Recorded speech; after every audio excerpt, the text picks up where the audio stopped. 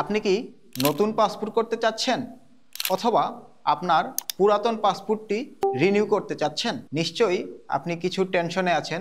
আপনার কত টাকা লাগবে, কি কি ডকুমেন্টস লাগবে, কোনো দালাল বা এজেন্সির সাহায্য নিতে হবে কিনা। আপনার এই টেনশনের আর কোনোই প্রয়োজন নেই।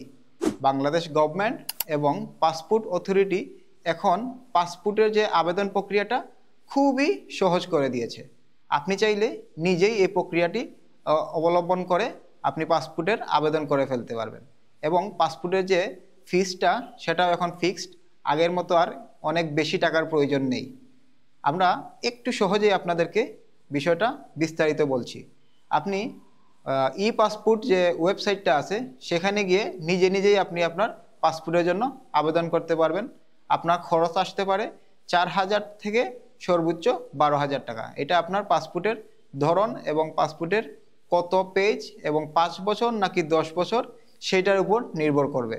আর ডকুমেন্টস কী কী লাগবে, এই মুহূর্তে আপনি যদি 18 বছরের বেশি হন অর্থাৎ প্রাপ্তবয়স্ক হন তাহলে আপনার শুধুমাত্র এনআইডি কার্ডটা লাগবে এবং আপনার প্রফেশন যেটা আপনি বলবেন সেই প্রফেশন প্রুফের ডকুমেন্টটা লাগবে, আর আপনার কোনো কাগজই লাগবে না। আর পূর্বের যে বিষয়টা ছিল পুলিশ ভেরিফিকেশনের বিষয়, সেইটাও এখন আর প্রয়োজন নেই। আপনি শুধুমাত্র অ্যাপ্লিকেশন করবেন, আপনার পাসপোর্টের ফিটা পেমেন্ট করবেন, সেটা আপনি অনলাইনে অথবা ব্যাংকের মাধ্যমেই করেন, সমস্যা নেই। তারপর হচ্ছে আপনি সরাসরি পাসপোর্ট অফিসে গিয়েই আপনার বায়োমেট্রিকটা দিয়ে আসবেন, অর্থাৎ আপনার ফিঙ্গার এবং ছবিটা পাসপোর্ট অফিসে দিয়ে আসবেন। আপনি খুবই অল্প সময়ের ভিতরে আপনার পাসপোর্টটা পেয়ে যাবেন।